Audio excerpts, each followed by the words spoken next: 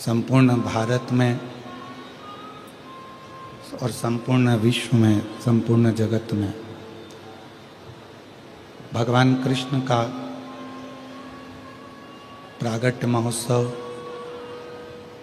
आवाज़ नहीं आ रही है ग्राउंड में कहीं पर भी। संपूर्ण जगत में, संपूर्ण विश्व में भगवान कृष्ण का जन्म महोत्सव, प्रागट्य उत्सव मनाया जा रहा है। संपूर्ण सनातनियों को, संपूर्ण देशवासियों को आज भगवान कृष्ण के जन्म महोत्सव की, भगवान कृष्ण के प्रागट्य महोत्सव की बहुत बहुत बधाई हो। सभी को बहुत बहुत बधाई। और तेरी कृपा बिना हिले एक भी अणु। आवाज क्लियर करो, आवाज क्लियर करो, साफ आवाज आना चाहिए। तेरी कृपा बिना न हिले एक भी अणु, लेते हैं श्वास तेरी कृपा से तनो तनो। बखान क्या करूं मैं राखों के ढेर का, चपटी भभूत में खजाना कुबेर का। हे गंग विधार मुक्ति द्वार ओमकार तू, भोले ओमकार तू। आयो शरण तिहारी शंभु धार धार तू। भगवान शिव की बड़ी कृपा है, उनकी उदारता, उनकी करुणा है, उनकी दया है, जो आज जन्माष्टमी के पवित्र अवसर पर भगवान शिव की ये पवित्र कथा अपने अपने घरों में रहकर गला खींच रहा है। अपने अपने घरों में रहकर भाग्यनगर हैदराबाद से ये पवित्र कथा का लाभापुर हम ले रहे हैं।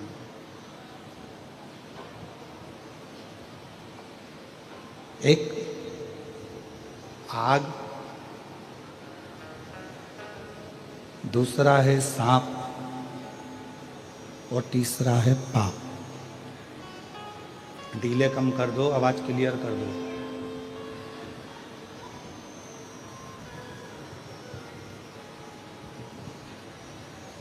ये तीन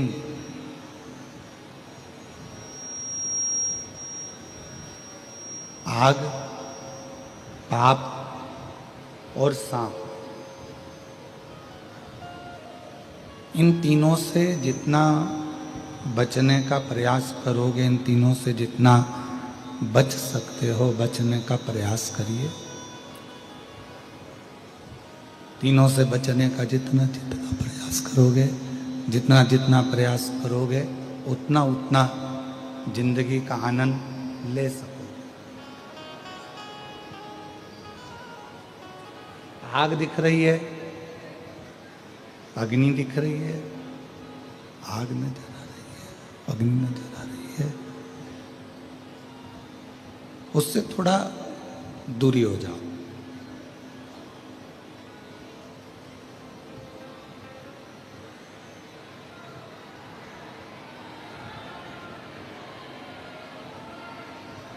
स्पीकर ऑन खोलो, स्पीकर बंद पड़े, आवाज नहीं जा रही है बाहर पब्लिक में।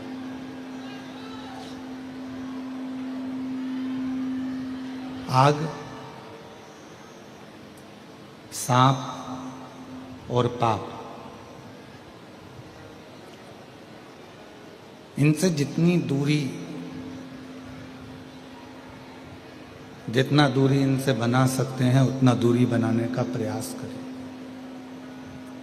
क्यों?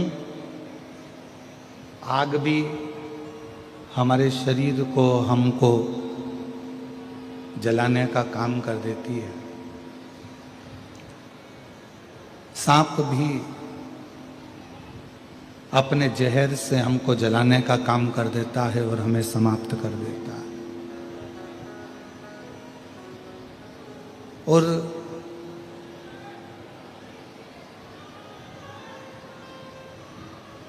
पाप भी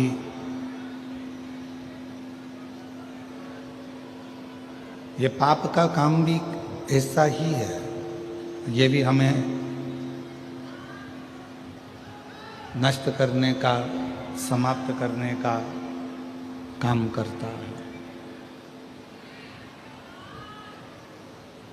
तो जितना हो सके, शिव महापुराण की कथा कहती है, भगवान शंकर का चरित्र कहता है, शिव महापुराण की कथा कहती है कि आग, सांप और पाप,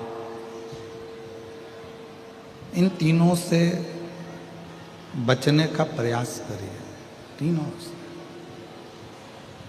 और जितना जितना आप और हम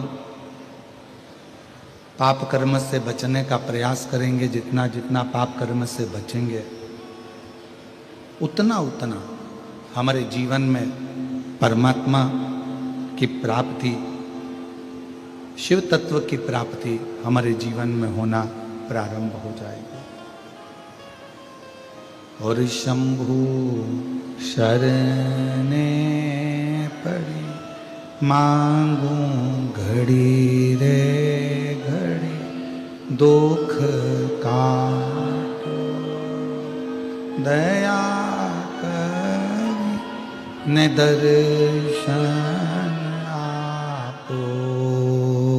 शंभु शरणे पड़ी मांगू घड़ी रे घड़ी, दुख काटो दया करी ने दर्शन। तो शिव महापुराण की कथा कहती है, भगवान शंकर का चरित्र कह रहा है, शिव तत्व कह रहा है, शंकर भगवान की पवित्र कथा कह रही है। आग भी हमको समाप्त कर देती है, सांप भी हमको समाप्त कर देता है, और हमारे जीवन का किया हुआ पाप कर्म भी हमें समाप्त कर देता है। एक बार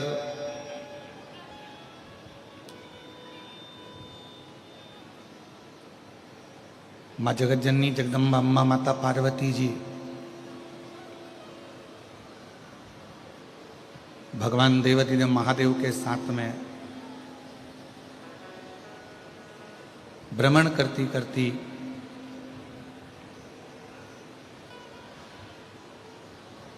पितृलोक में पहुंची।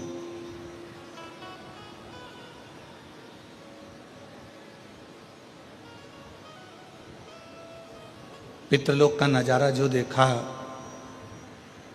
बड़ा सुंदर, चारों तरफ श्वेत ही श्वेत स्वरूप था, चारों तरफ श्वेत श्वेत स्वरूप है।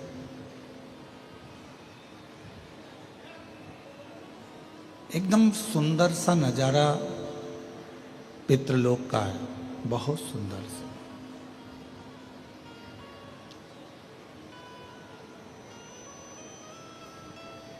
जैसे ही भगवान शिव जी, शंकर जी को, भगवान देवाधिदेव महादेव को आया हुआ पितृलोक में देखा गया, तो पितरों ने भगवान शिव जी का आदर करा, सम्मान करा, सत्कार करा।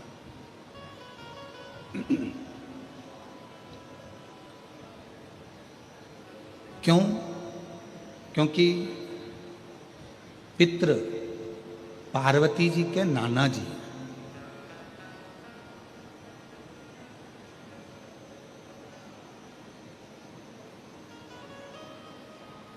अब अपनी नातिन के दामाद को आया हुआ देखकर आदर सम्मान सत्कार किया गया।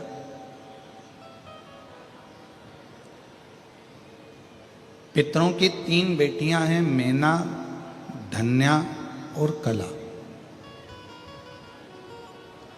ये तीनों पितृलोक में रहती थी और बड़े आनंद के साथ पितृलोक में ये निवास करती। गला पकड़ रहा है, बार बार खींच के बोलना पड़ रहा है। मेना, धन्या, कला ये पितृलोक में रहती, पितृलोक में निवास करती, बड़े आनंद के साथ में रह रही थी।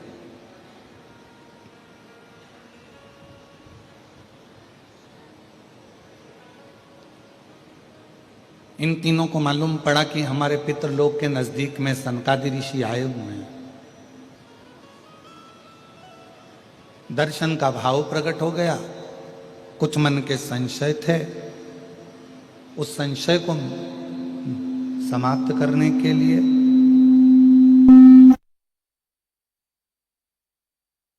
उस संशय को समाप्त करने के लिए मेना, धन्या, कला तीनों की तीनों अपने पिताजी से आज्ञा लेकर, अपने पितरों से आज्ञा लेकर सनकादि ऋषियों का दर्शन करने के लिए, सनकादि ऋषियों का दर्शन करने के लिए शंभो शंभो शंभो शंभो शरणे पड़ी मांगू घड़ी रे दुख काटो दया करी न दर्शन आपो शंभो शरणे पड़ी मांगू घड़ी रे घड़ी दुख काटो दया करी दर्शन आपो शंभो शरणे पड़ी मांगू घड़ी रे घड़ी दुख काटो दया करी न दर्शन। पितृलोक में, पितृलोक के नजदीक में सनकादि ऋषियों का आगमन हुआ है। अब मेना, धन्या, कला तीनों ने विचार करा कि अपने पितृलोक में, पितरों के नजदीक में, पितृलोक के नजदीक में संत आए हैं, साधु जन, तपस्वी जन, साधक जन, उपासक जन आए हैं, चलो चलकर दर्शन करिए।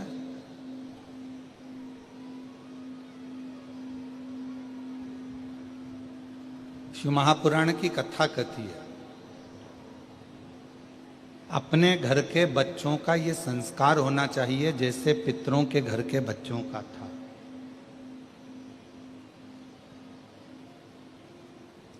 अपने घर के बच्चों का ये संस्कार होना चाहिए कि हमारे घर में, हमारे परिवार में या हमारे घर के नजदीक में कोई संत, साधु, तपस्वी जन, साधक जन, उपासक जन, कोई तपस्वी, कोई साधक आए हैं तो उनका आदर करने जाया जाए, प्रणाम करने जाया जाए।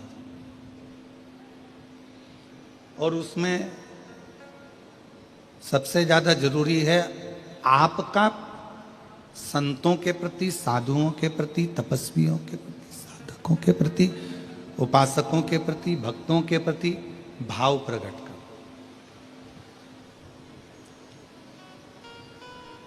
एक माता पिता ने अपने बच्चे को समझाया, सिखाया कि देखो कल गुरुजी आएंगे, तुम प्रणाम करना हो। कल गुरुजी आए तब तुम नमन करना, प्रणाम करना। बच्चे ने कहा ठीक है। और सुबह सुबह गुरुजी आ गए। माँ ने अपने बच्चे से कहा चल प्रणाम कर गुरुजी को। बच्चे ने कहा नहीं करना। अब माँ ने कहा फिर प्रणाम कर गुरुजी को, अपने गुरुजी हैं, नहीं करना। माँ ने 2-4 धर के दिया। गुरुजी को प्रणाम नहीं करता, पागल हो गया है। पिताजी आए, पिताजी ने कहा बेटा अपने गुरुजी हैं, प्रणाम करो, नमन करो। बेटे ने मना कर दिया, प्रणाम नहीं करो। पिताजी ने फिर कहा कि बेटा अपने गुरुजी हैं, प्रणाम करो, फिर प्रणाम नहीं करा।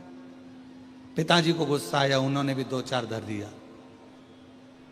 इतने में गुरुजी को लगा कि बताओ बच्चे को दोनों मार रहे हैं, तो गुरुजी ने पूछा क्यों मार रहे हो, ये प्रणाम नहीं कर रहा। इतने में गुरुजी बोल रहे हैं नहीं कर रहा तो मत करने दो, तुम दोनों तो करो। अब अगर वो प्रणाम नहीं कर रहा है तो तुम दोनों तो करो।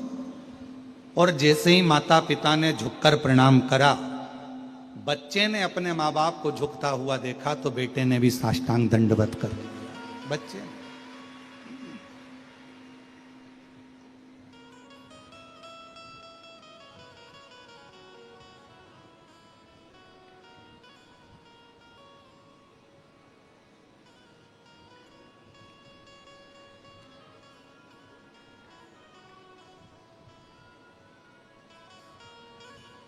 कल जब हम भूतड़ा जी के यहाँ, हम जिस बिल्डिंग में ठहरे हैं 22 मंजिल पे, और 22 मंजिल से नीचे आए, फिर वो जहाँ पर सबसे मिलने का था वहाँ मिल रहे। हम जब वापिस चले तो हमने ब्रज गोपाल जी से कहा कि पहली बार हमारे जीवन में हम इतने सारे लोगों से मिल रहे हैं, नहीं तो हम तो 15, 20, 25 लोगों से मिलना हो जाता है और श्री शिवाय नमस्तुभ्यम कहकर अपना पाठ चालू कर देते हैं। अब आपके यहाँ तो इतना। तो ब्रज गोपाल जी बोले गुरुजी ये जो लोग आए हैं बड़ी श्रद्धा के साथ आए और बड़े विश्वास के साथ। अब इसमें कुछ लोग तो ऐसे हैं कि हो सकता है हमसे परिचित हो, और कुछ लोग ऐसे हैं कि नहीं भी परिचित हैं। पर गुरुजी इतना विश्वास लेकर आए, और हमारी माँ हमसे कहती थी और हमारे पिताजी कहते थे कि कोई भी आए उसके आदर में, सम्मान में कमी नहीं होना चाहिए। हमारे मन में आया यही माता पिता का सम्मान, यही संस्कार माता पिता का सबसे बड़ा। माँ ने अपने बच्चे को 2 थप्पड़ दिए, पिताजी ने 2 थप्पड़ दिए, मारा, प्रणाम करो, प्रणाम करो, प्रणाम करो, प्रणाम करो।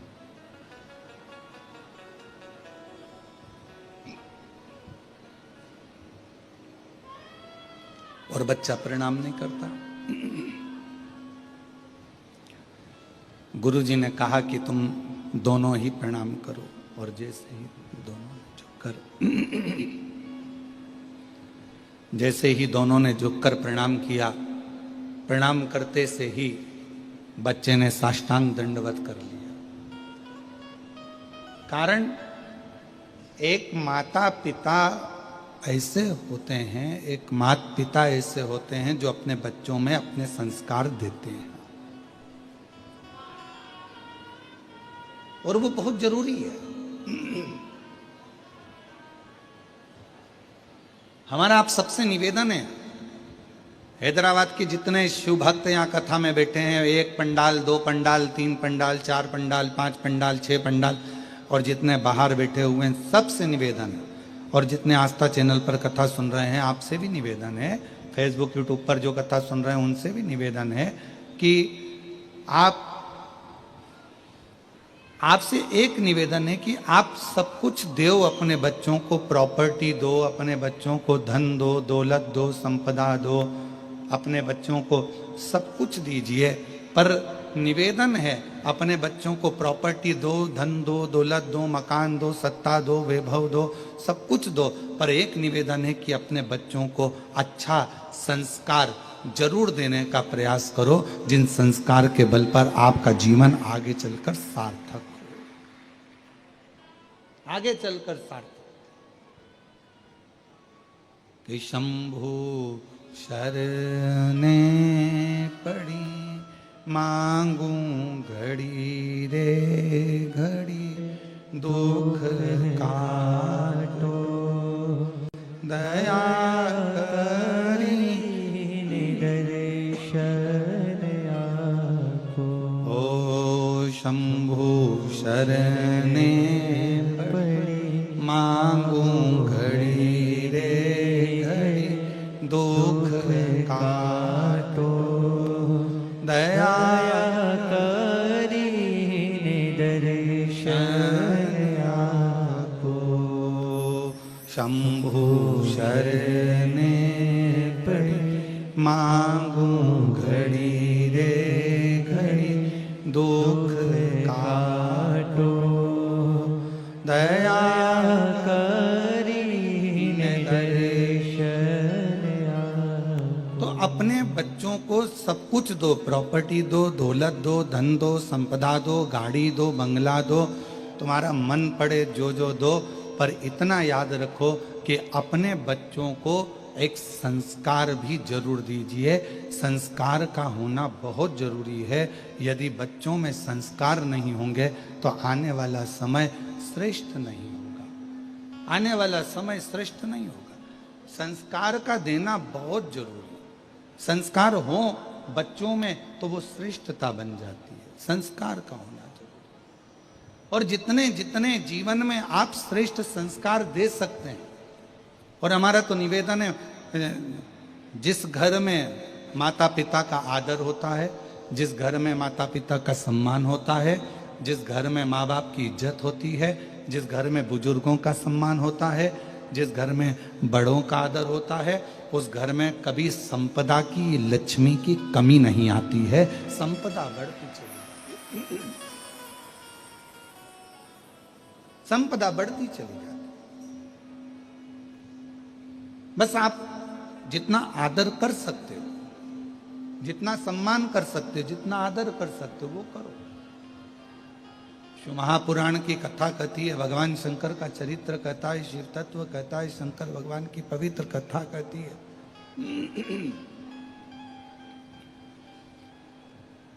पितृलोक में जैसे ही भगवान देवाधिदेव महादेव का आगमन हुआ,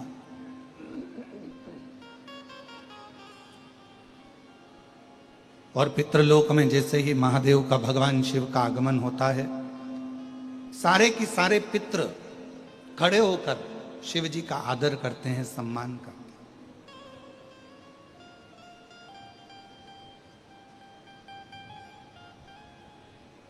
अब कितनी सुंदर बात कही है। पितृ शिव जी का आदर कर रहे हैं, शिव जी पितरों का आदर कर रहे हैं, क्योंकि हमारे धर्म पत्नी माता पार्वती जी के नाना नानी हैं।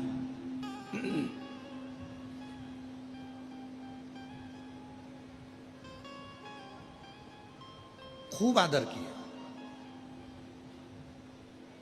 खूब आदर।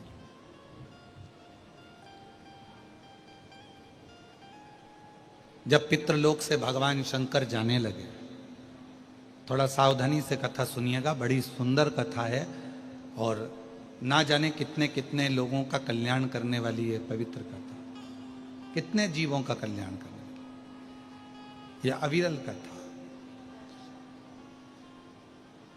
कहा कि पितृलोक से जब भगवान देवाधिदेव महादेव, भगवान शंकर, माँ जगतजननी जगदम्बा माता पार्वती जी पितृलोक से जब जाने लगे, पितृलोक से जब निकलने लगे, जाने लगे, तो पितृलोक से जाते जाते भगवान पितृदेव ने भगवान शिव जी को रोका, और भगवान शंकर को रोका, और प्रणाम कर कर पितरों ने भगवान शिव जी को रोक कर, प्रणाम कर कर, नमन कर कर विनय करा कि आप हमारी बेटी की बेटी आपके साथ में बिहाई है, माता पार्वती जी का विवाह आपके साथ में हुआ है, माँ जगतजननी आपके साथ में बिहाई है। आपसे एक निवेदन है कि संसार में रहने वाला मानव, दुनिया के कई लोग उनसे कहेंगे कि इनको पितृदोष लग गया, दुनिया के कई लोग कहेंगे इनको पितरों का दोष लगा हुआ है, पितृदोष लगा हुआ है, पितरों का दोष लगा हुआ है, पितृदोष लगा हुआ है। पर वो पितृदोष लगता क्यों?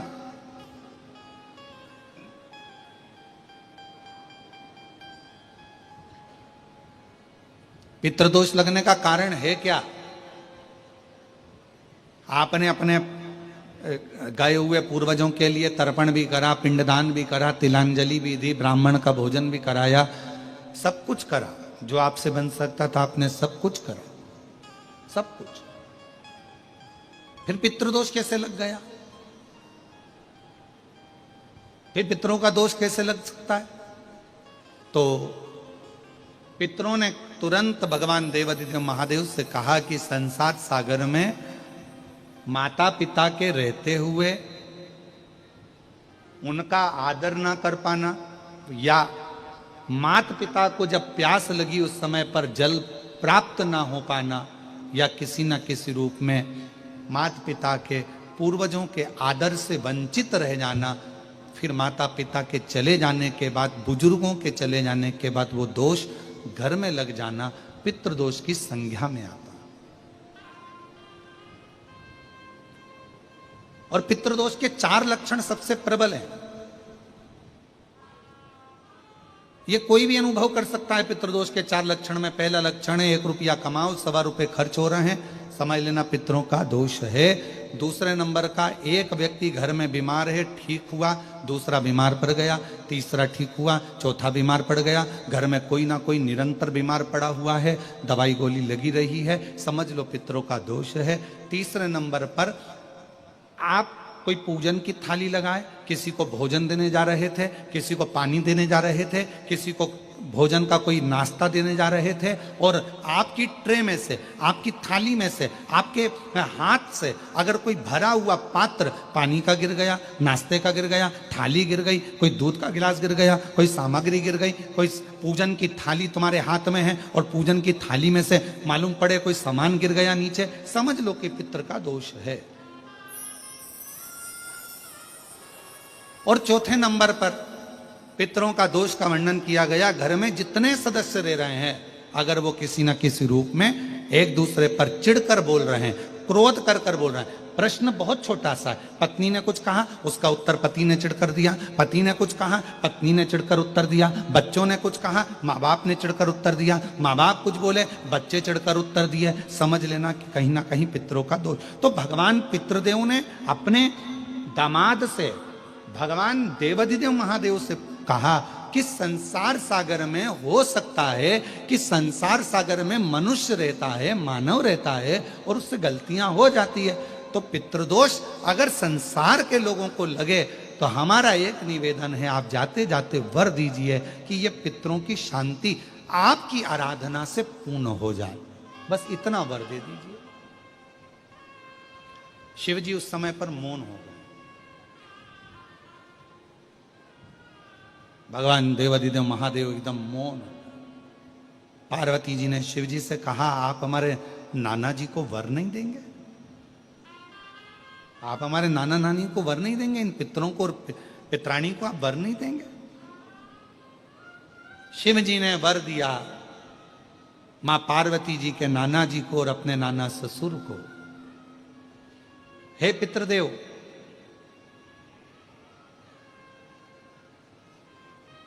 मैं आपको वर देता हूं, श्राद्ध पक्ष के 16 दिन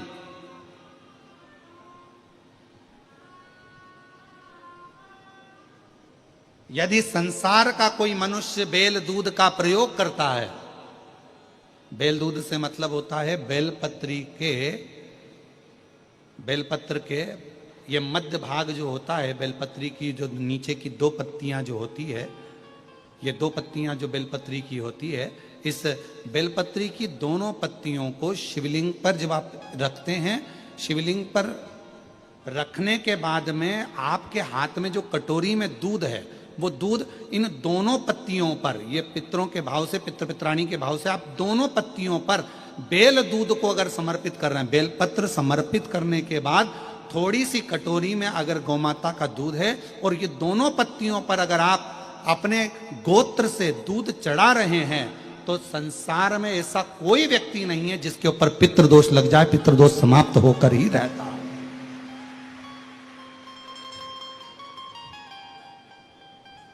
शिवलिंग पर बेलपत्र चढ़ाई, बेलपत्र चढ़ाकर ये नीचे की जो पत्ती है, आपका जो दूध का भाग है, वो 2 पत्ती पर चढ़ना चाहिए, तीसरी पत्ती पर जल का भाग आता है।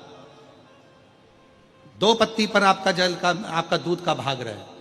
और जब बेल दूध का प्रयोग आप करते हैं और दूध बाबा को 16 दिन श्राद्ध के अगर कोई कह दे कि आपके घर में पितृदोष है, ये दोष है, वो दोष है, सारे दोष आपके यहाँ लग गए हैं, और आपके यहाँ ये 4 लक्षण अगर पितृदोष के दिख रहे हैं जो पहले कथा में वर्णित किए, अगर ये लक्षण दिख रहे हैं तो श्राद्ध पक्ष के 16 दिन पहले दिन से ही आप चालू हो जाओ। बेलपत्री शिव जी को चढ़ाया, कटोरी में या चम्मच में 2 बूंद का भी अगर दूध लेकर गए हो, थोड़ा सा भी, बस 2 पत्ती पर आपने दूध समर्पित करा और 1 लोटा जल जो तीसरे नंबर की पत्ती है उस पर समर्पित करा। आपको 16 दिन करने के बाद आपको खुद अनुभव होगा 17वें और 18वें दिन से कि मेरे घर में ऐसा लग रहा है कि सब शांति है और कोई किसी से चिढ़कर बात नहीं कर रहा, लक्ष्मी की वृद्धि अपने आप होना प्रारंभ हुई। कैसा भी। और यहां तक शिव महापुराण की कथा कहती है किसी की फैक्ट्री बंद हो गई, किसी की दुकान बंद हो गई, चलते चलते अगर किसी का व्यापार बंद हो गया, 4 दिन चल रहा था, बहुत अच्छा चला, उसके बाद एकदम डाउन आ गया, कोई प्रशासनिक कार्रवाई हो गई, कोई अदालती कार्रवाई हो गई, कोई परेशानी सामने आकर खड़ी हो गई है, तो भी अगर प्रति 16 दिन तक लगातार शंकर भगवान के शिवलिंग पर बेल दूध का प्रयोग किया गया है, तो आप 17वें दिन से अंदाजा लगा लेंगे कि आपका धीरे धीरे धीरे धीरे धीरे धीरे जो फैक्ट्री बंद सी थी वो ऊर्जावान हो गई है, चलना प्रारंभ हो गई। बेल दूध का इतना प्रभाव पड़ता है, इतना प्रभाव, बेल दूध का इतना महत्व। शिव जी के एक पत्र है, अच्छा है, देखिए। मेरा नाम आरती राम बिराजदार, मैं पुणे से आई हुई हूं, पुणे से आई हूं और मैं यहीं पंडाल में रुकी हुई हूं। कहीं पुणे से आई हुई हो और हाथ हिला दें, अगर कहीं बैठी हो तो बेलपत्र लेने के लिए आ सकती हैं। मेरा नाम आरती राम बिराजदार, मैं पुणे से आई हूं। गुरुदेव, मुझे 2 बेटी है और 1 बेटा है मेरा। बस गुरुजी, एक ही परेशानी थी कि मेरी बेटी दोनों जन्म से न सुन सकती हैं न बोल सकती हैं। मेरी दोनों बेटियां ना सुन सकती हैं ना बोल सकती हैं, दोनों की ना वाणी है ना श्रवण शक्ति। गुरुदेव, पुणे के मुंबई के सारे डॉक्टरों से इलाज करवाया, पर डॉक्टरों का कहना था ये ना बोल सकेगी ना दोनों सुन सकेगी। मेरे 3 बच्चे हैं, 2 बेटी 1 बेटा। दोनों बेटियां ना तो सुन सकती हैं ना बोल सकती। तब गुरुजी इलाज करा करा कर थक गए। तब किसी ने कहा कि सियोर वाला महाराज कथा कहता है, उसने अपनी कथा में कोई उपाय बताएगा, वो तुम सुनना करना। मैंने आपका प्रदोष वाला उपाय करा, 1 लोटा जल लेकर मंदिर जाना प्रारंभ करा और बेटियों को वो जल पिलाना प्रारंभ करा। सीहोर पहुंची, वहां से कंकर शंकर की पूजन कर कर लेकर आई और आज मैं बाबा को धन्यवाद देने के लिए आई हूं कि मेरी दोनों बेटियों की वाणी भी आ गई और श्रवण शक्ति भी आ गई। मैं बाबा को प्रणाम करने के लिए, मेरी दोनों बेटियां आज बोलने भी लगी हैं, सुनने भी लगी हैं। बाबा, गुरुदेव, मेरे भोले बाबा की कृपा ऐसी हुई कि मेरी दोनों बेटियां आज, पत्र को आप लोग पढ़ते हो, एलईडी पर पढ़ रहे हो कि नहीं पढ़ रहे हो? दिख रहा है पत्र? अरे बोलो तो, एलईडी पे दिख रहा है कि नहीं दिख रहा है? दिख रहा है। गुरुदेव, भोले बाबा की कृपा से आज मेरी दोनों बेटियों की आज सुनने आ रहा है और बाबा की कृपा, शिव जी की कृपा उन पर हुई। ये शिव तत्व है। इसमें सियोर वाला महाराज कुछ नहीं करा, इसमें करा किसने? आपके विश्वास ने। और आप जो लगनता से भगवान शिव की आराधना कर रहे हो, आप जो लगनता से भगवान शंकर की पूजन कर रहे हो, अर्चना कर रहे हो, विश्वास के साथ शिव को जो जल समर्पित कर रहे हो, विश्वास के साथ जो शंकर को भज रहे हो, ये उसका प्रताप है। इसमें सियोर वाला महाराज कुछ नहीं कर रहा।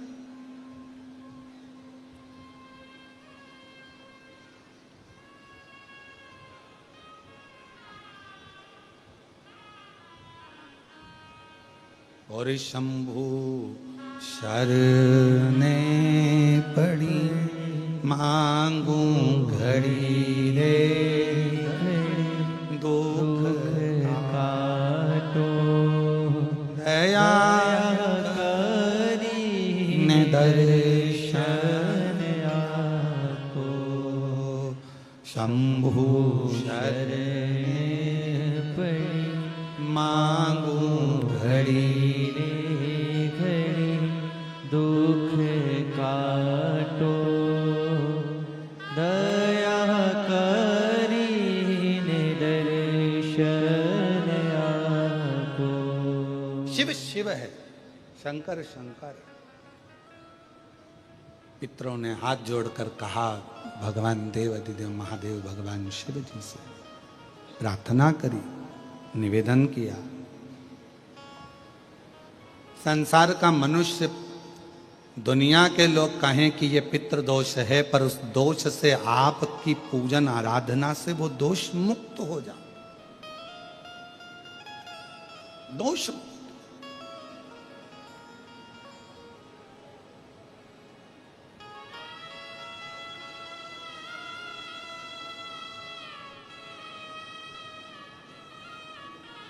श्राद्ध पक्ष के 16 दिन नियम से धारण करो।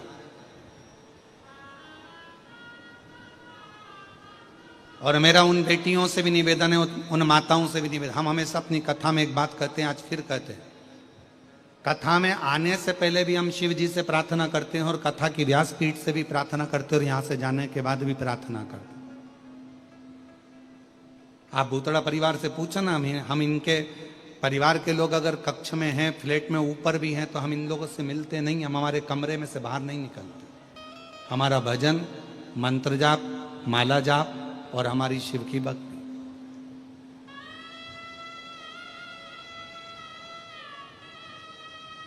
और आप में से कई लोग श्री ब्रजगोपाल जी भूतड़ा जी को फोन भी लगाए होंगे कि भैया हमको मिलाओ गुरु जी से। कई भाभी को भी फोन लगाए होंगे कि दीपाली भाभी से भी कहा होगा कि गुरुजी से मिलाओ। कई लोगों को लगता होगा खुद मिल लेते हैं, हमको नहीं मिलाते होंगे।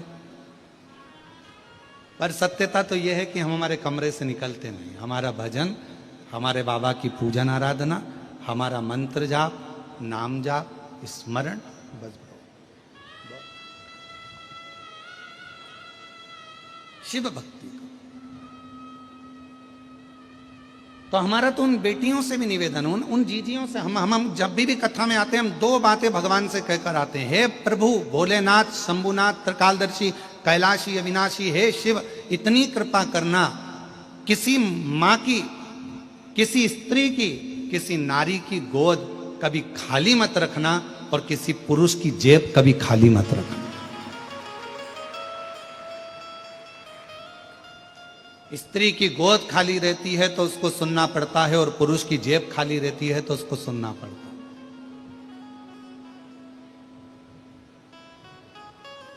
है। जिस व्यक्ति के पास में पैसा नहीं होता, धन नहीं होता, उसको बहुत सुनना पड़ता, बहुत ताने खाना पड़ता।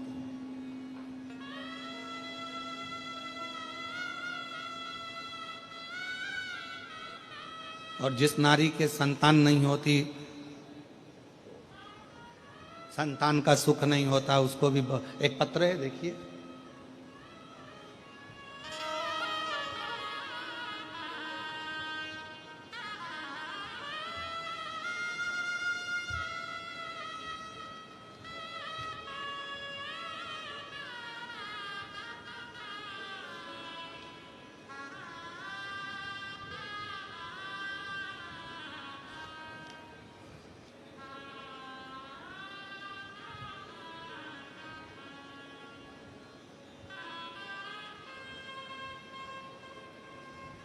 श्रीमती हर्षिता प्रेम सिंह राठौड़।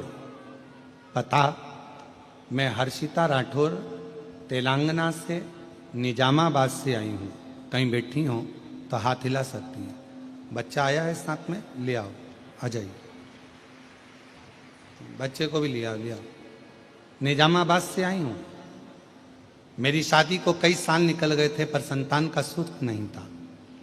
7 साल हो गए, संतान का सुख नहीं आया। बाबा डॉक्टरों को दिखाया तो मालूम पड़ा कि मेरा यूट्यूब ब्लॉक है, मेरा ट्यूब ब्लॉक है। और मेरा ट्यूब ब्लॉक होने के कारणवश संतान का सुख नहीं प्राप्त हो सका।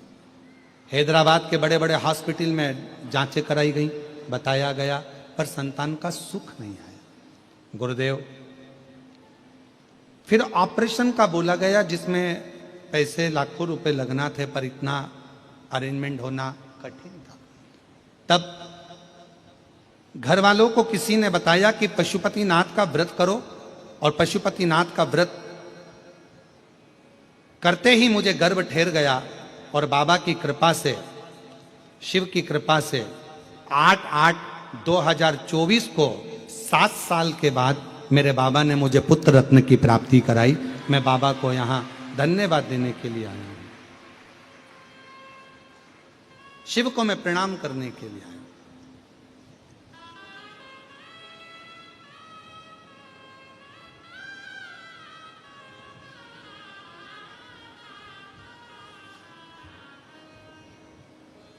एक विश्वास,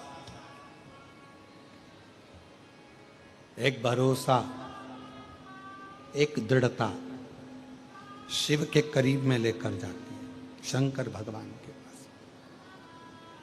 पितरों ने कहा कि हम हमारे इस पितृदोष से संसार सागर की मुक्ति हो, मोक्ष हो, ऐसा कोई फल केवल देव अधिदेव महादेव ने बेल और दूध का जो प्रयोग है, उस प्रयोग का साधारण फल नहीं है, बहुत फल।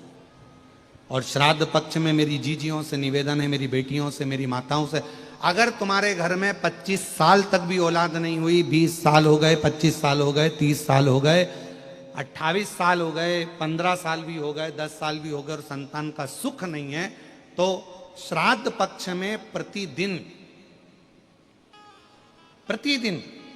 अपना जो पानी का हंडा होता है, परिंडा होता है, क्या बोलते हैं हैदराबाद में, हमको उसको नहीं मालूम, जहां पर पीने का पानी भरते हैं, हंडा बोलते हैं, मटका बोलते हैं, बाल्टी पानी की या हंडा, मटका, गगरा, जो भी भर कर रखते हो रसोई घर के अंदर पीने का, उस पानी के भरे हुए हंडे के पास में पितरों का स्थान होता है।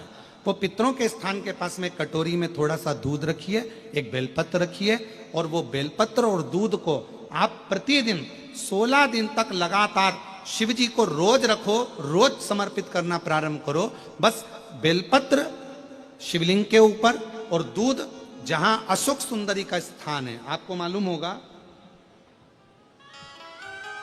जरा ध्यान देंगे, ये शिवलिंग, ये जलाधारी, ये भगवान शंकर का शिवलिंग है, ये जलाधारी है, माता पार्वती जी का हस्त कमल, और सामने जो चरण है जहां से पानी बहता है, राइट भाग गणेश जी का, लेफ्ट भाग कार्तिकेय जी का, बीच में एक मोटी सी लाइन होती है जिसको अशोक सुंदरी कहा जाता है। शंकर भगवान की 6 बेटियां हैं। 6 बेटियों में शंकर जी के ऊपर जो कलश रखा होता है, उसमें से जो बूंद बूंद पानी गिरता है, वो कलश 5 बेटियों का स्थान होता है, जया, विषहरा, शामली बारी, दौतली और देव। ये शिव जी की 5 लड़कियां ऊपर, और एक बेटी अशोक सुंदरी। सामने जो मोटी सी लाइन होती है जहां से शिव जी पे चढ़ा हुआ पानी गिरता है, उसके बीच में जो लाइन होती है वो अशोक सुंदरी का स्थान है।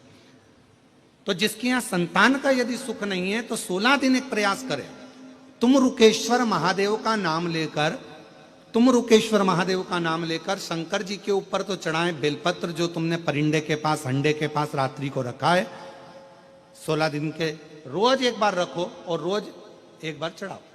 रखा, वो दूध को अशोक सुंदरी के स्थान पर समर्पित करना है और बेलपत्र को शिवलिंग पर समर्पित करना है। 16 दिन कर देखिए, उसके 3 महीने के अंदर देवाधिदेव महादेव की कृपा से गर्भ जरूर ठहरेगा, शिव की कृपा जरूर, शंकर की करुणा जरूर, गर्भ अवश्य ठहरेगा। पर नाम स्मरण रखना है, कौन से महादेव? जम के बोलो जरा, तुम रुकेश्वर महादेव। फिर से बोलिए, तुम रुकेश्वर महादेव। तुम रुका जी कौन? जिन्होंने भगवान शंकर की अविरल भक्ति को, भगवान शिव की अविरल रचना को, भगवान शिव के मंत्र जाप को, शिव जी के स्मरण को, भगवान शंकर की अविरल कथा को निरंतर गाया है, वो तुमरुका जी है, वो तुम।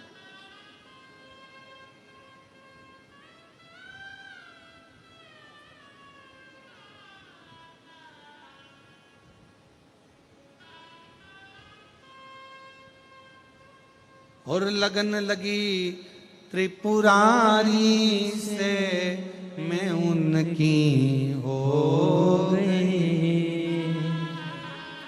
लगन लगी त्रिपुरारी से, मैं उनकी हो गई। मेरे मन में नहीं है धीर, सखीरी में काशी जाऊंगी। मेरे मन में नहीं है धीर, सखीरी में काशी जाऊंगी। काशी जाऊंगी, सखीरी में काशी जाऊंगी। काशी जाओगी सखी, मैं काशी जाओगी। मेरे मन में उठी प्रणाम करो धीर सखी, मैं प्रणाम करो। काशी जाओगी।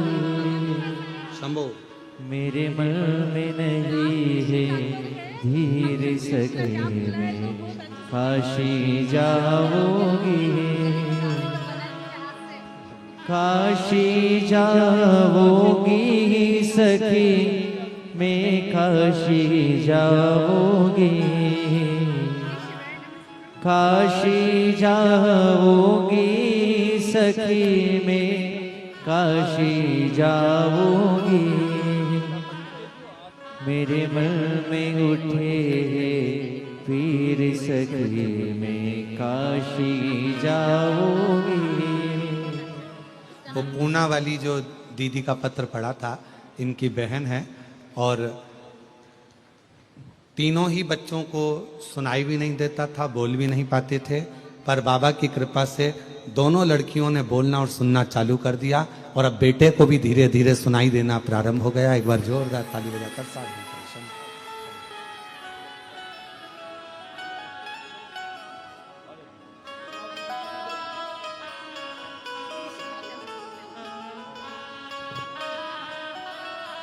और छोड़ दिया मैंने खाना पीना तेरी याद में। छोड़ दिया मैंने खाना पीना तेरी याद में। मेरे मन में नहीं है धीर, सखीरी में काशी जाऊंगी। काशी जाऊंगी सखी में सीहोर जाऊंगी। काशी जाओगी सखी, मैं सीहोर जाऊंगी। मेरे मन में नहीं है धीर, सखी में काशी जाऊंगी। पितरों ने वर दे दिया, शिव जी ने वर दे दिया पितरों को। पितर प्रसन्न हो गए, प्रसन्न।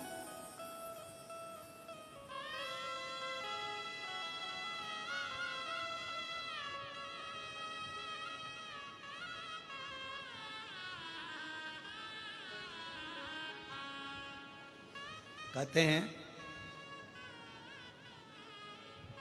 पितरों के देवता आर्यमा शिव जी को जैसे ही जल चढ़ता है, भगवान शंकर को जैसे ही जल चढ़ा और जल चढ़ते से ही पितरों के देव आर्यमा प्रसन्न होकर नाचने लगते। इतनी प्रसन्नता शिव जी के जल की महत्वता, इतनी। वो कहते हैं ना कि बगीचे की अगर संभाल करना है, बगीचे की अगर रक्षा करना है, बगीचे को संभालने के लिए माली की जरूरत होती है, बंगले को संभालने के लिए चौकीदार की जरूरत होती है,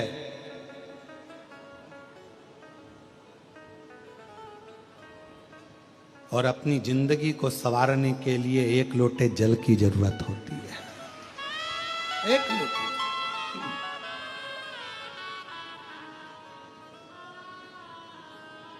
आप जितनी जितनी श्रद्धा से, जितने विश्वास से, जितने भरोसे से, जितनी दृढ़ता से, जितने आनंद के साथ में आप शंकर जी को एक लोटा जल पूर्ण समर्पण के साथ,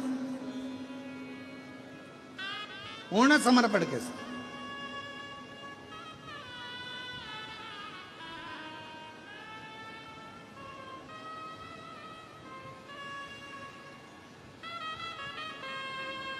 और पूर्ण श्रद्धा और पूर्ण विश्वास के साथ में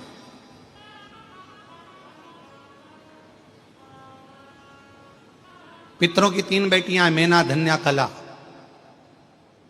पितरों का आशीर्वाद प्राप्त करके संतों को प्रणाम करने के लिए गई। पर संतों को पहचानना भी कोई सरल बात है क्या?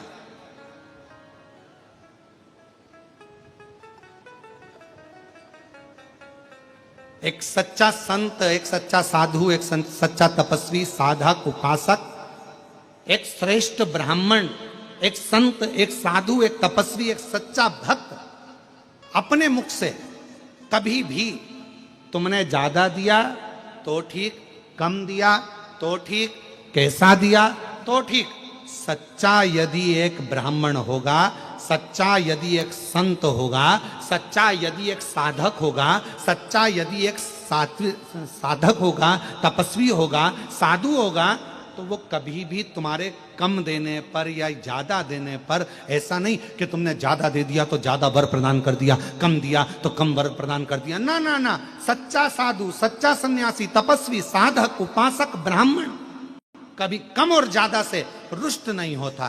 तुमने जो दिया उसने स्वीकार किया और तुम्हें वर प्रदान किया। तुमने कभी एक इतना भरकर भी दिया तो वर दिया, और तुमने कभी एक चावल का दाना दिया तो भी शिव जी ने वर ही प्रदान किया। संत, साधु, सन्यासी, तपस्वी, साधक, उपासक एक विश्वास के ऊपर जीवित रहता है, एक भरोसे के ऊपर रहता है।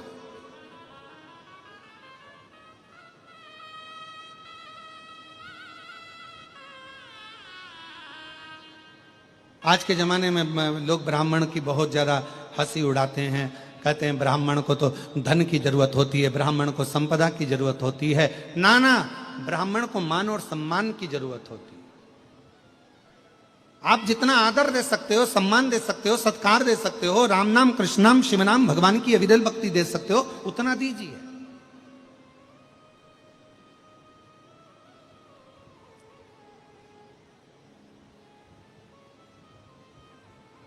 ब्राह्मण सबसे ज्यादा प्रसन्न, ब्राह्मण सबसे ज्यादा खुश कब होता है? जब उसका यजमान फैक्ट्रियों का मालिक बनता चले जाता है, दुकानों का मालिक बनता चले जाता है, उसका वंश बढ़ता चले जाता है, उसका आनंद बढ़ता चले जाता है, तो ब्राह्मण प्रसन्न होना चालू हो जाता है। प्रसन्नता है उसकी खुशी ही यही है। सर्वे भवन्तु सुखी, सब सुखी रहे।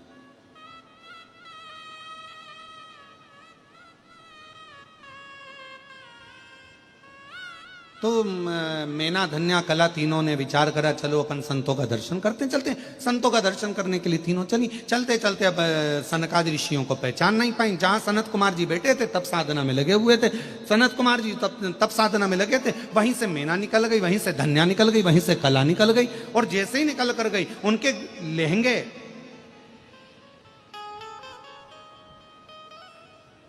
रत्नों से जड़े हुए।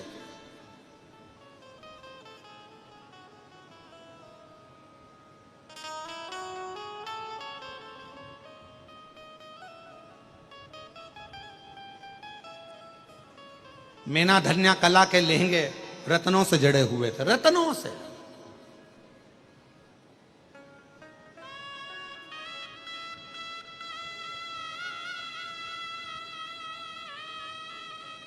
अब आज का जमाना तो गया, पुराना जमाना। कभी तुम अपनी अपनी सासुओं से पूछना, दादी सास से पूछना, उनके पास में पहले एक साड़ी हुआ करती थी जो सोने के तारों से बुनी हुई हुआ करती थी।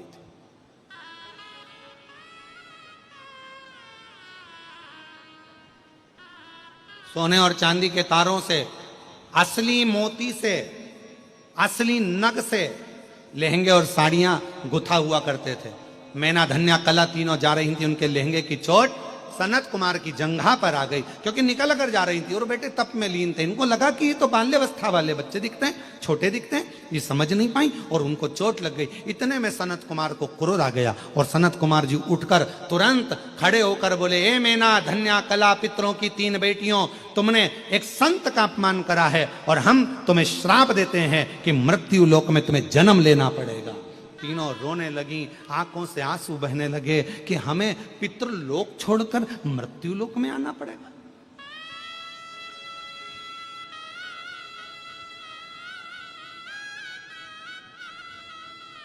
दुनिया का पूरे देवताओं में भी सबसे सुंदर लोक होता है पितृलोक। सबसे सुंदर लोक अगर कोई चाहे तो पितृलोक है। क्यों? कोई तुमसे पूछे कि पितृलोक, महाराज जी सियोर वाले महाराज ने कहा कि सबसे सुंदर लोक पितृलोक होता है, क्यों ऐसा क्यों वर्णन किया गया? उसका शास्त्र प्रमाण देता है, वर्णन करता है कि बैकुंठ में भगवान नारायण रहते हैं, ब्रह्मा ब्रह्म लोक में रहते हैं, इंद्र इंद्र लोक में रहते हैं, सारे देवता अपने अपने लोकों में निवास करते हैं। पर कोई भगवान विष्णु जी से पूछे कि सबसे ज्यादा क्या आप बैकुंठ में रहते हो? कोई भगवान विष्णु जी से पूछे क्या सबसे ज्यादा आप स्वर्ग में रहते हो? भगवान नारायण कह देंगे नहीं नहीं नहीं नहीं, मैं स्वर्ग में नहीं रहता, मैं बैकुंठ में नहीं रहता। तो भगवान विष्णु से पूछा गया तुम सबसे ज्यादा कहां रहते हो? तो कहा भगवान नारायण अपने विष्णु पुराण के शस्त्र में वर्णन आता है, विष्णु पुराण वर्णन करती है, कुर्म पुराण वर्णन करती है, ब्रह्म विवर्त पुराण वर्णन करती है कि सबसे ज्यादा अगर कोई भगवान नारायण से पूछे कि तुम रहते कहां हो, तो भगवान नारायण कहते हैं कि संसार के लोग पृथ्वी पर मृत्यु लोक में जो भगवान की कथा करवाते हैं और कथा करवाने वाला जो जजमान होता है उसके जो पितृ होते हैं वो पितृ लोक में रहते हैं। तो मैं उन पितरों के पास बैठकर शिव महापुराण की कथा को श्रवण करता हूं, भागवत कथा को श्रवण करता हूं, राम कथा को श्रवण करता हूं। भगवान नारायण कहते हैं सबसे ज्यादा समय मेरा पितृलोक में निकलता है। इसलिए शास्त्र कहता है सबसे सुंदर लोक अगर कोई सा है तो वो पितृलोक है, जहां पर मेरे भगवान नारायण बैठकर कथा का रसतत्व,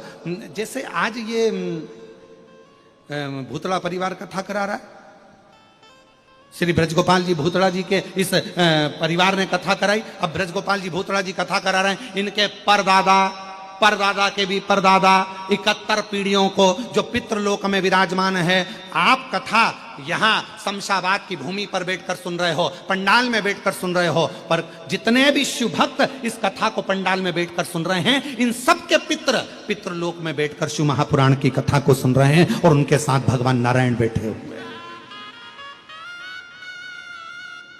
आपके साथ कौन बैठा है कथा सुनने के लिए? तो कहा मेरी धर्मपत्नी बैठी है। फिर कौन बैठा है? तो कहा हमारे पिताजी बैठे हैं। फिर कौन बैठा है? तो क्या हमारे दादाजी बैठे हैं। जैसे तुम्हारे साथ में तुम्हारे दादा, तुम्हारे पिता, तुम्हारे सास, तुम्हारे ससुर, तुम्हारे नाती, तुम्हारे रिश्तेदार तुम्हारे साथ बैठकर कथा श्रवण करते हैं, उसी तरह पितृलोक में भगवान नारायण के साथ में 33 कोटि देवता पितृलोक में रहकर भगवान की अविरल कथा को श्रवण कर कर जब भगवान की कथा पूर्ण होती है, कथा पूर्ण होने पर जब हम कर्पूर गौरम कर्णावतारम बोलते हैं, आरती पूर्ण होने पर जब सब जाने लगते हैं, तब भगवान नारायण हमारे पूर्वजों के, हमारे पितरों की पीठ पर हाथ रखकर कहते हैं, देख तेरे बच्चे ने क्या कथा कराई है, तेरी बेटी ने, तेरे नाती ने, तेरे पंती ने क्या कथा कराई है, मेरा वर उनको प्रदान करते हैं। ये पितृलोक का सुख है।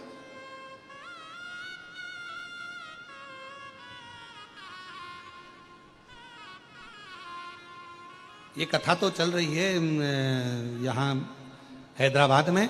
जब इसके बाद में जो कथा है वो 1 तारीख से 7 तारीख तक सीहोर की जो हमारी गादी की कथा होती है वो होगी। 7 को पूरी होने के बाद 9 तारीख को भीलवाड़ा राजस्थान में जो कथा होगी पितृपक्ष श्राद्ध पक्ष में, आस्था चैनल पर भी वो आएगी। तो उस कथा को जरूर सुनना। वो या तो 1 बजे से रहेगी या 2 बजे से, तो कुछ उसका कथा का समय रहेगा, वो हम अभी आपको बता देंगे। तो उसको भी जरूर सुनना। वो पितरों के ऊपर ही निर्भर रहेगी पूरी कथा। उसका नाम ही पितृशिव महापुराण कथा रहा। उसको सुनना, बड़ा सुंदर बताऊं।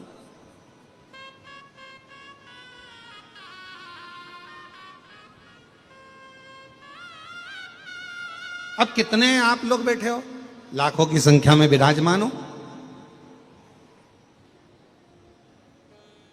परसों के दिन श्री ब्रजगोपाल भूतड़ा जी कह रहे थे, हमको तो गुरुजी सोचा ही नहीं था कि इतने हैदराबाद में इतने सारे शिव भक्त कथा श्रवण करने आएंगे।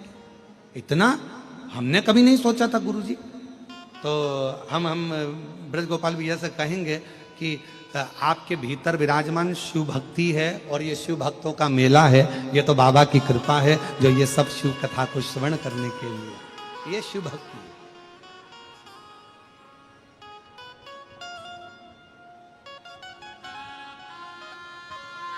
और आज तो वैसे भी कथा का 5 दिन की कथा में आज का दिन हमारे यहाँ शिवरात्रि का माना जाता है।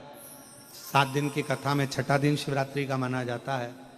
आज की कथा तो 1 बजे से 4 बजे तक हो जाएगी। कल की कथा सुबह 8 बजे से 11 बजे तक पूरी हो जाएगी इस पंडाल में, और टीवी पर वही 1 बजे से 4 बजे तक आएगी।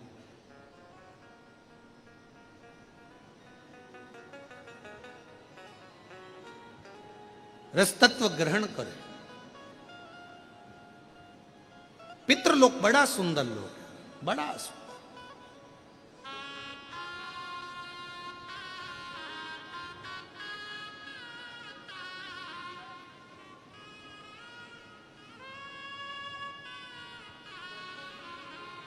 और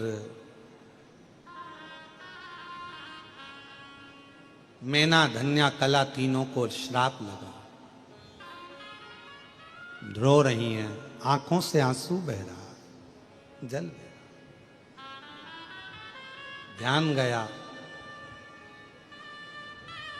रोती रोती अपने पिताजी के पास पहुंची, पितरों के पास में। पिताजी ने पूछा, मीना धन्या कला तुम रो रही हो, क्यों?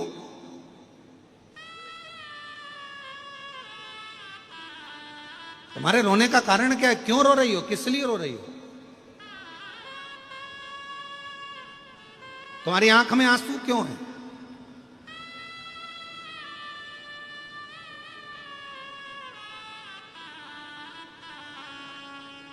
कहा हमको श्राप लगा है।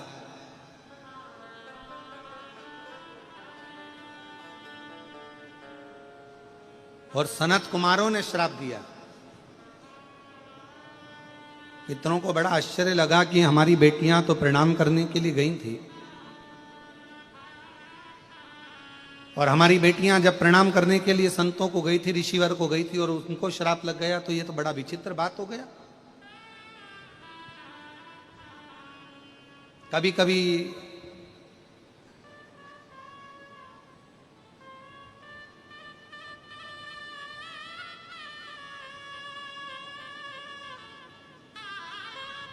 किसी किसी ट्रक के पीछे लिखा रहता है,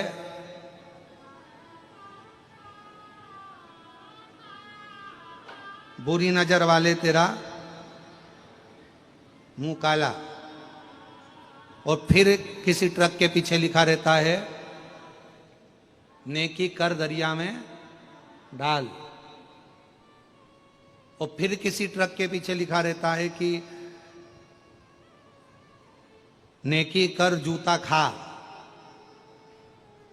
ये भी लिखा रहता है कि आप किसी का भला कर रहे हो और वो सामने वाला व्यक्ति आपको जूता दे रहा है, अपशब्द कह रहा है, ताने दे रहा है, गालियां दे रहा है।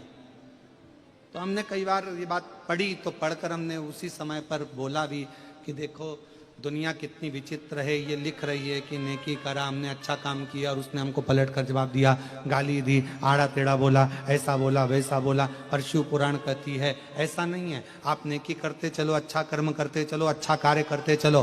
दुनिया कुछ भी कहे, आग लगे बस्ती में, जम के तो बोलो, अपन रहो मस्ती में। क्या किसको रोइए, चादर तान के सोइए। अपने को क्या करना, अपन तो अपना कर्म करते चलो, कुछ अच्छा कर्म करते चलो। मिला है मानव का शरीर, कुछ अच्छा करिए।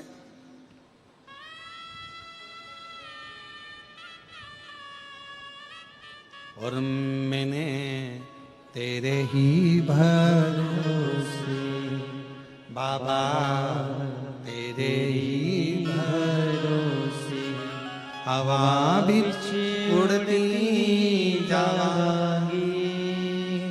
बाबा और डोर तो छड़ना में कटी जावांगी भोले मैं तेरी भगत शंभु मैं तेरी भगत हवा बिच उड़ती जावांगी बाबा डोर डोर तो छड़ना में कटी जावांगी। आप तो अपना कर्म अच्छा करो, अच्छा कर्म करते चलो, फिर आगे भगवान की मर्जी, कुछ दे ना दे क्या करे ये उसके ऊपर निर्भर करता है। पितरों को लगा हमारी बेटियां प्रणाम करने गई थी, हमारी बेटियां सनत कुमारों को नमन करने गई थी, हमारी बेटियां नमन करने के लिए गई थी और उनको श्राप लग गया। पितरों ने कहा कोई बात नहीं, चिंता मत करो, श्राप लगा है ना, कोई बात नहीं। पितर उसी समय पर भगवान नारायण के पास पहुंचे और भगवान विष्णु जी से उन्होंने पूछा, प्रभु हमारी बेटियां तो अच्छा कर्म करने के लिए जा रही थी, हमारी बेटियां तो अच्छा कार्य करने के लिए जा रही थी और हमारी बेटियों को श्राप लग गया, ये श्रेष्ठ है क्या? भगवान नारायण मुस्कुराकर बोले, कभी कभी श्राप भी कुछ अच्छा करने के लिए लगता है। कभी कभी मान लो अगर कुछ तकलीफ आई है, कुछ कष्ट आया है तो कुछ अच्छा करने के लिए आया होगा। रेस का घोड़ा देखा है आप लोगों ने? हैदराबाद है तो यहां तो वैसे भी वो रेस के घोड़े वगैरह तो होते ही होंगे, रेस करते होंगे। यहाँ पर है क्या? यहाँ है? अरे जम के तो बोलो जरा, है? रेस का जो घोड़ा होता है ना, उसको नहीं मालूम कि मुझे रेस में उतारा गया है। रेस के घोड़े को नहीं मालूम कि मुझे रेस में उतारा है। रेस के घोड़े को तो ले जाकर खड़ा कर दिया जाता है मैदान में, बैठ जाता है ऊपर एक व्यक्ति और दे हंटर रेस के घोड़े को खूब मारा जाता है। दुनिया के लोग कहते हैं रेस जीत रहा है, रेस जीत रहा है। रेस नहीं जीता, उसके शरीर में तकलीफ हो रही है, कष्ट हो रहा है, उसको कोड़े से मारा जा रहा है। वो कष्ट उसको हो रहा था तो भाग रहा था, इतना कष्ट, भागता गया और आखिरी में वो जीत गया। जीता, लोगों ने तालियां बजाई, खूब उत्साह मनाया, ये जीत गया। पर घोड़े से पूछा जाए कि तू रेस जीत गया, घोड़ा बोलता है मैं रेस नहीं जीता, मेरे शरीर पर कष्ट हो रहा था, कोड़े मारे जा रहे थे और मैं भग रहा था, इसलिए जीत गया। शिव महापुराण की कथा कहती है भगवान भी अगर तुम्हें थोड़ा कष्ट दे, भगवान भी थोड़ा दुख दे, भगवान भी थोड़ी तकलीफ दे, समझ लेना तुम रेस के घोड़े हो और परमात्मा तुम्हें आगे निकालना चाहता है, इसलिए थोड़ा कुदा रहा है।